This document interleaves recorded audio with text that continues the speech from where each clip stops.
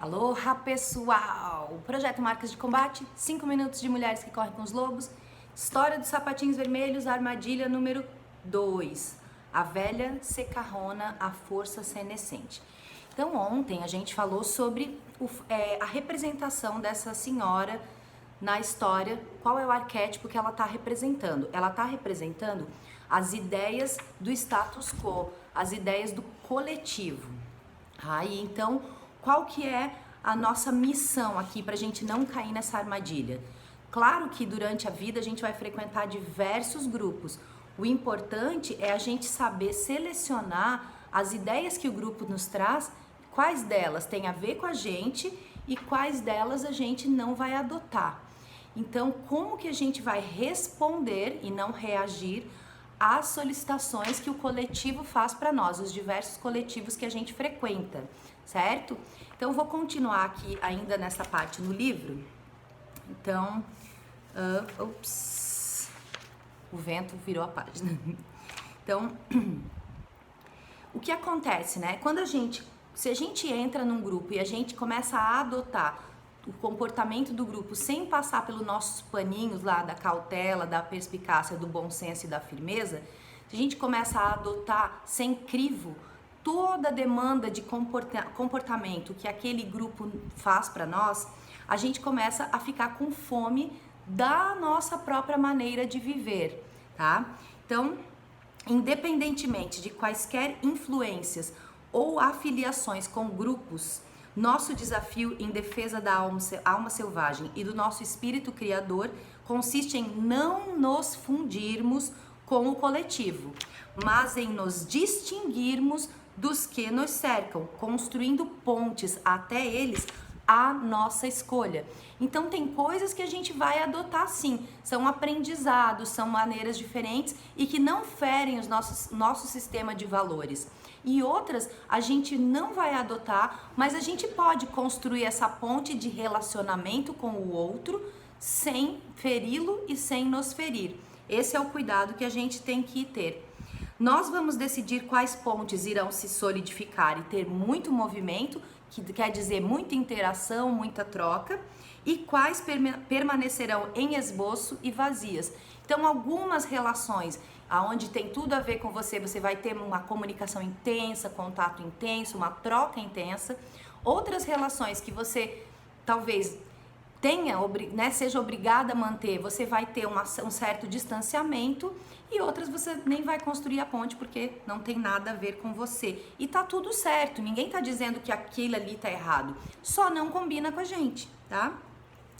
E os grupos com os quais devemos nos relacionar serão aqueles que nos proporcionarem maior apoio à nossa alma e à nossa vida criativa.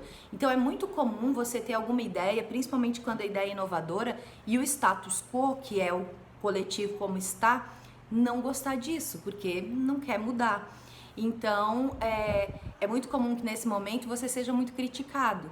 E aí você pode correr um risco de ceder em prol de continuar pertencendo àquele grupo, porque a gente tem essa necessidade de pertencimento, certo?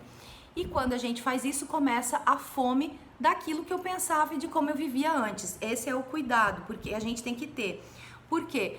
Porque se a gente ficar com essa fome, é muito fácil a gente começar a usar substitutos para os nossos sapatos vermelhos, que vão até parecer que são sapatos vermelhos, mas na verdade eles são só subterfúgios, né? A separação da vida e da mente de uma mulher de um pensamento coletivo nivelador e o desenvolvimento dos seus talentos exclusivos estão entre as realizações mais importantes que a mulher pode alcançar, pois esses atos impedem que tanto a psique quanto a alma caiam na escravidão. Então é assim que a gente foge desse excesso de domesticação, que é o que a gente está falando o tempo todo aqui nesse livro. E é por isso que esse livro é importante que ele exista, é o motivo de ele existir, né? Então a gente tem que procurar culturas que promovam genuinamente o desenvolvimento individual.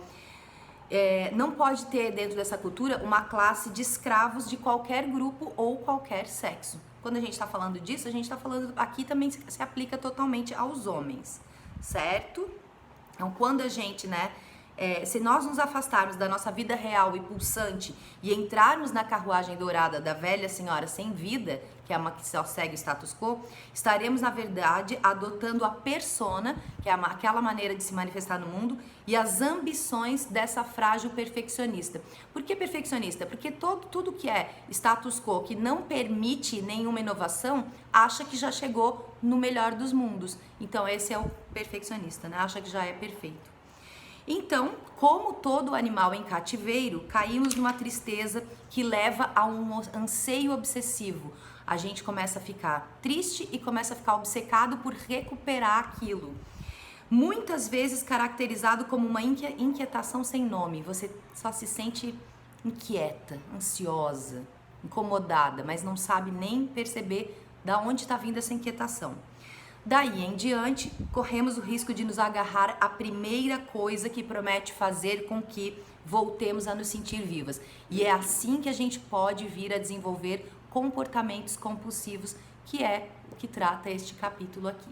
Voltamos amanhã com mais um pouquinho dessa história, finalzinho dessa armadilha e o começo da armadilha 3, a fome da alma. Abraço!